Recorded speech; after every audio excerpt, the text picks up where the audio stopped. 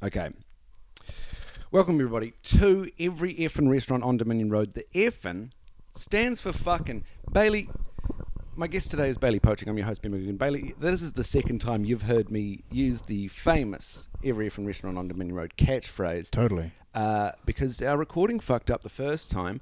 How do you feel about it now hearing it twice? I didn't realize. I thought the first time that it was improvised. Yeah, it was so naturalistic when I did it. It was so fluid. So rolled off the tongue the way a coin would roll off a banister. That's beautiful. That's Thanks, fucking man. poetry, baby. Yeah. Bailey, we went to 1982. 1982 Xinjiang rice noodle. Sure thing. And we had a meal. And you remember because you did it just before, and then we talked about it. But let's talk about it again, shall we? Why not? An experience so nice, we had to relive it thrice. Yeah, live it, relive it, relive it again. Yeah, it was such a fascinating experience. There was the decorum of the entrance was at the back of the restaurant, which was something that we both experienced. There was something that we didn't talk about the first time. Yes. There was like a model thing, like a mannequin at the front there. Do you recall this? No, I feel like I'm being gaslit. Yes, you are. But like, I'm just doing it so I don't bore you by reliving the same. Yes, This was a real thing. There was a mannequin. And life-size dude mannequin. A woman. Womannequin. Womannequin. And it had a sticker on it of Betty Boop's massage parlor. So like a cartoon of Betty Boop. I was fascinated by it. So that was already interesting. You have such an eye for detail that I do not. Because I walked straight past that. When you've been in the restaurant podcast business like I have, you start to notice these things. Been around the things. track a few times. Yeah. So that was already interesting. There were the balloons. The balloons that we touched on in the first recording. Yeah. I did not notice them in my experience. I think that's because I don't know if I would have if they weren't a physical hindrance. Yes. As I said, they were like just by where you go to pay. So I had to duck down, but also had to be like on the diagonal compared to the lady I was paying. So like it was quite sort cramped. of cramped. It was cramped. It's not a cramped place. It was quite a spacious little restaurant, but just when you go to pay, just watch out. Yeah. I guess, I mean, you'll hear about it later. I have no real intention of returning to 1982's Xinjiang noodle. Well, let's talk about it now. Okay. So what did you get? I ordered, this is what I ordered. Yeah. Was the 1982 chicken fried noodles. Go off. And what I received was the beef noodles. Yeah. And I was disappointed, but I don't mind beef, so I ate it regardless. And I think it was the same price. Yeah, probably. I got the beef tripe and mince beef noodle. Now, I know we already had this conversation, but I'm Yeah. going to ask you to rehash your experience of tripe. So my knowledge of tripe was always, it was what my dad would get, and me and my sisters hated it. And How many sisters? 2.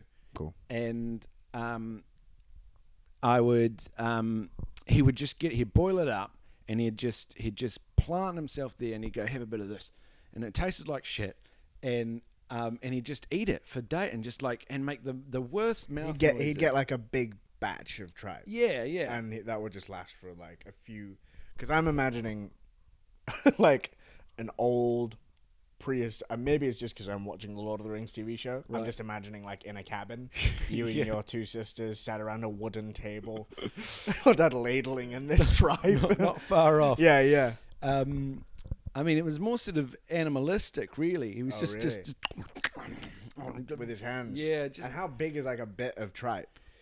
Well, I mean, how long is a piece of string, But like, as long as it needs to be. Yeah, and that's how big the tripe was to keep my dad satisfied.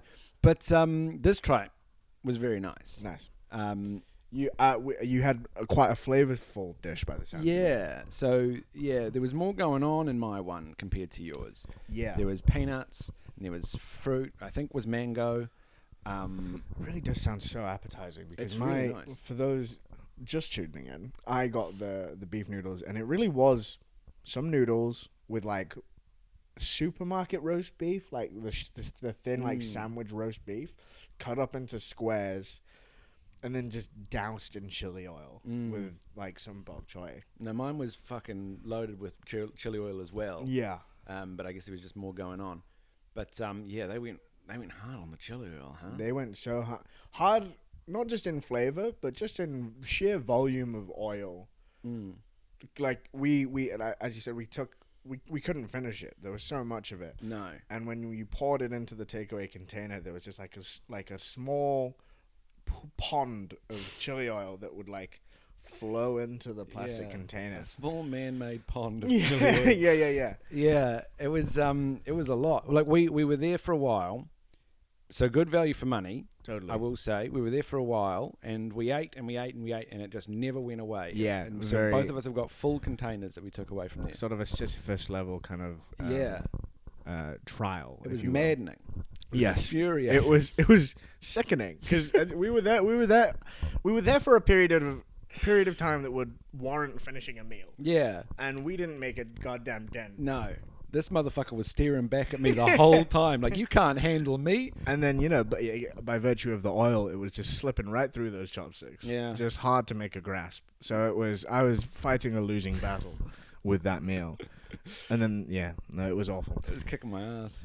It got kicked, and I relented, and I let it kick me in the ass. Yeah. You got your carrot juice. I got carrot juice. That was helpful. That really got me through. Yeah, and I got like a honey iced tea thing, which is just so that was the same thing. I just didn't finish it, and I left it on the table. I had like 2 sips. It was so sickly and sweet. It was not helping with the relentless spice of these noodles. Yeah. I didn't have a great experience. I'm sorry, Bailey. No, I had a great experience in the sense that we were hanging out and we got to like hang out and be buds, but the food itself left quite a lot to be desired. Yeah. What an awful experience to have to relive twice. Yeah, I mean, to be fair, also, by the nature of this podcast, I'm definitely heightening it. Yeah. So it was ultimately quite a, like, mid-experience of lunch. We just had, like, a lunch that was maybe not great. There's nothing really to do except focus on these details, right? Yeah, so when we've hashed over it once, and now we are trying to create, like, a good, engaging piece of content is to make it sound like the worst thing ever. Yeah. This fucking chicken noodle thing, the beef noodle thing fucking killed my mum. It fucking... I'll say it. It's the reason so many people didn't vote in the local elections. It's because of how much chili oil. Anti-democratic. Yeah. How much chili oil was in these fucking things. I heard the chili oil stopped all of the voting papers getting to people. Yeah, I've heard that too.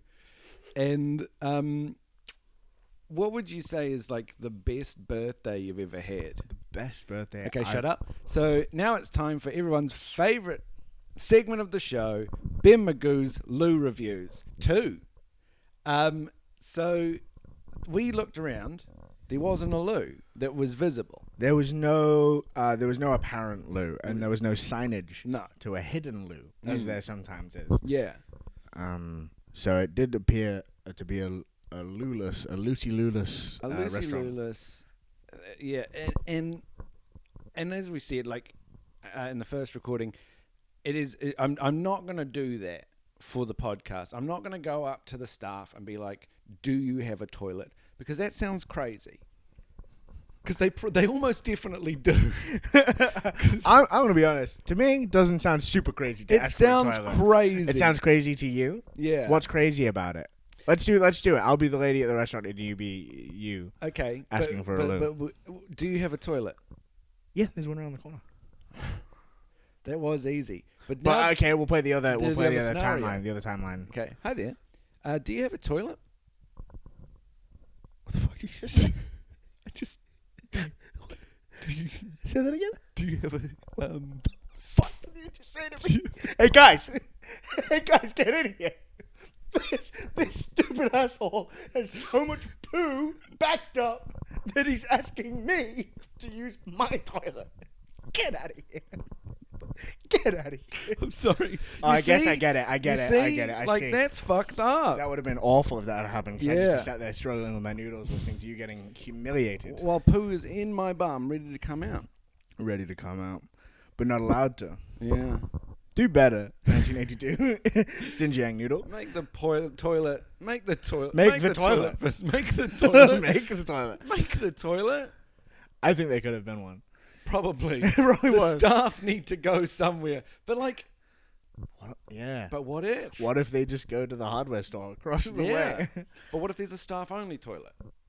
But then that's just them. That's just them being, fucking tyrants. Yeah. That's just them again not being democratic. You want a hole to go in? Yeah. We've got our own hole. Yeah, you yeah. Go somewhere Sorry. else. Block it up, buddy.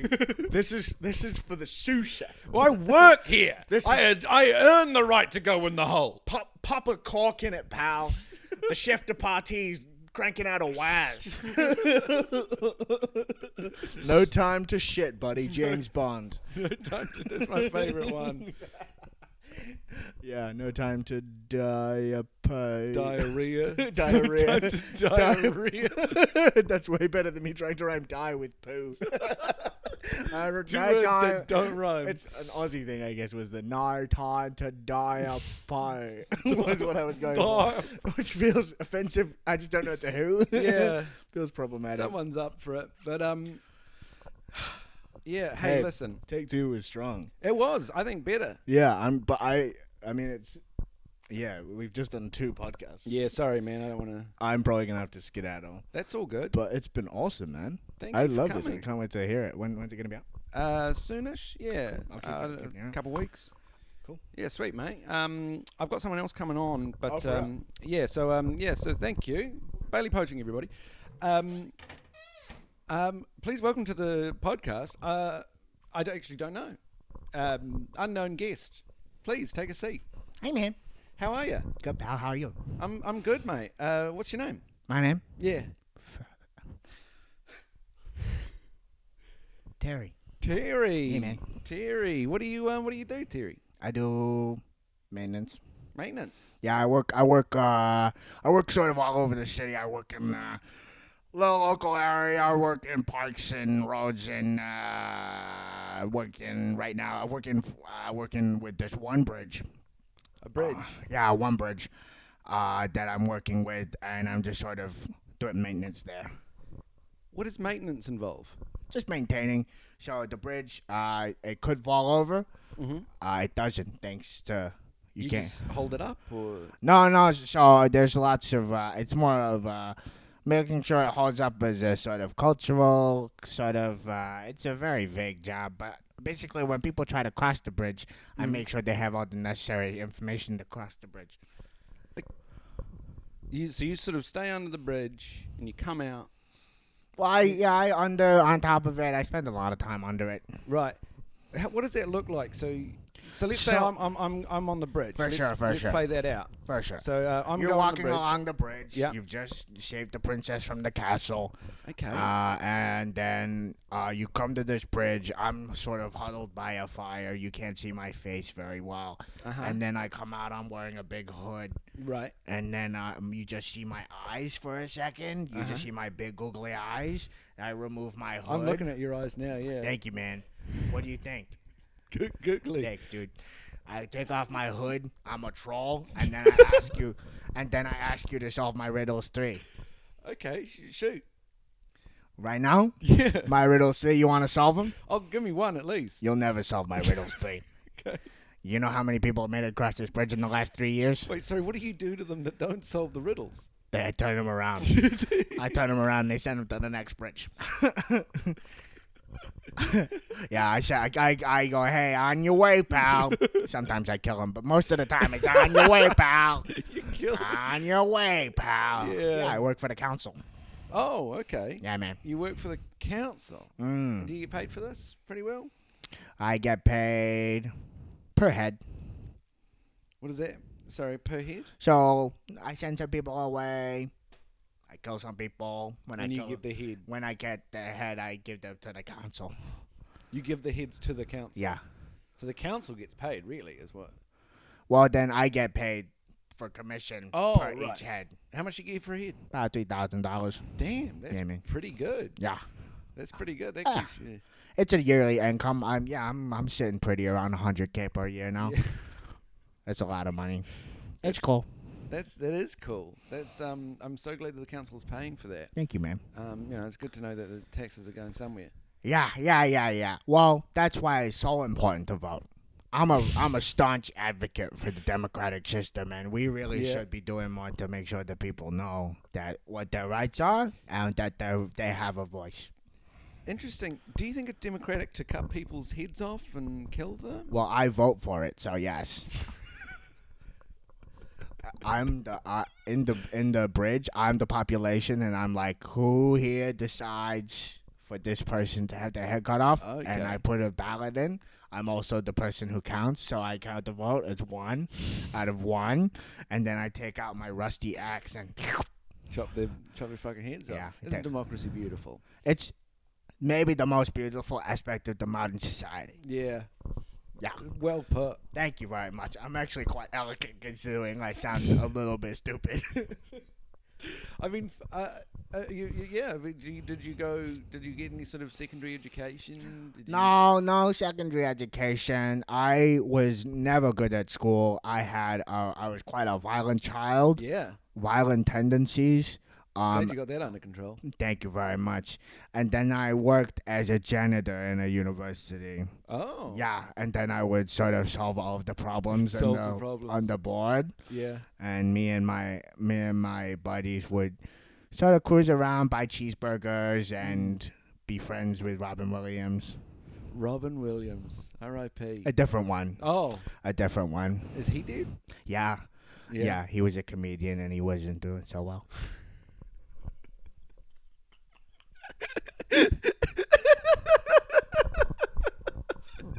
So yeah, that was my childhood in Boston.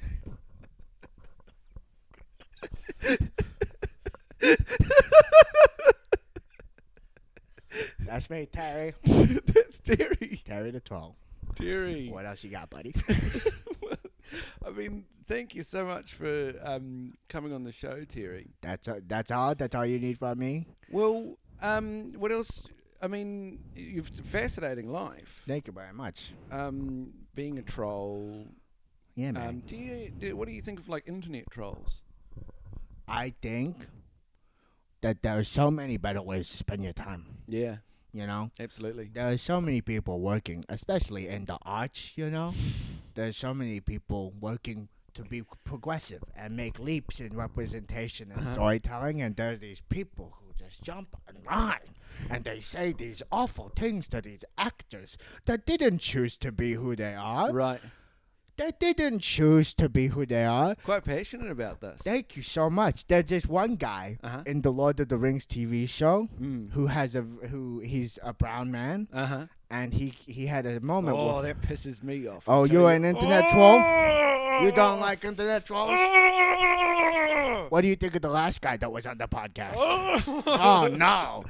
But that was a sorry, Terry. I'm a huge racist. Okay. Well, I should have considered that up front. But that's okay. That's not one of my riddles, so I can't kill you. Okay. But what was I there's a brown man, and he has this really beautiful interview. He's in Lord of the Rings, and he has this interview where he goes, "I always wanted to be an elf." And you just think about that, and all these people being mean to him, and it's like, why can't he just be the elf he always wanted to be? Yeah. And that's what I think about internet trolls. Well put, Terry. Thank you. I'm gonna say I agree, but it does ring a bit hollow knowing that you chop people's heads off. It feels like you're not doing a lot of work to hold these two aspects of myself to be true at the same time. How do you reconcile these two things? What, my murderous tendencies and being a social justice warrior? Yeah. In my head, I'm always doing the right thing. And there's no recourse for sort of feeling bad or remorse or regret, so I just sort of keep doing it. I also know what I'm protecting on the other side of the bridge, and no one should go see that. What's on the other side of the bridge? Oh, you should not see that. You'd have to answer Terry, I gotta you'd know. have to answer my riddles 3. Let's go. You want to answer my riddle 3? Okay. Number 1. My number 1 riddle. Who is the president of the United States of America? Joe Biden. I wrote the question in 2016. It was Donald Trump. Damn it, I screwed it But up. close. I'll give you. You didn't know the parameters of the questions. Okay, thank you. So 2000. You're actually quite reasonable when it comes to this. Well, I don't want to chop your head up, buddy. I don't want to take it to the referendum. You know. Yeah. Second question of the riddles. Where is Los Angeles? America? You're better than I thought, kiddo. Yeah, man. I'm nailing this. Very America-centric. Where is the bridge, by the way? The bridge? Yeah. You don't want to know. You don't want to know. It's in Pasadena. Okay. The final question. I see you looking at the time. We got to go soon? No, it's all right. We've got one. Let's do it. Okay. Because I know you've got it. I got it. It's on the. I got it. I say this. Been saying this for thousands of years. Yeah. What's the? Instead of looking around the room there. No. Who wrote Sophie's World? Jostine Garda. Can't believe it. Yeah. After all this time. You're gonna see what's on the other side of the bridge? Yeah. Let's do this, buddy. Let's go. That's the end of the podcast and maybe my life, I think. I'm not really sure. I might be going to heaven or I might be... who knows? So thank you so much for listening. Thank you to Terry. Thank you to Bailey Poching. Thank you to 1982 Xinjiang rice noodle. Thank you for being there for us. Thank you so much. There'll be more episodes soon. Bye-bye.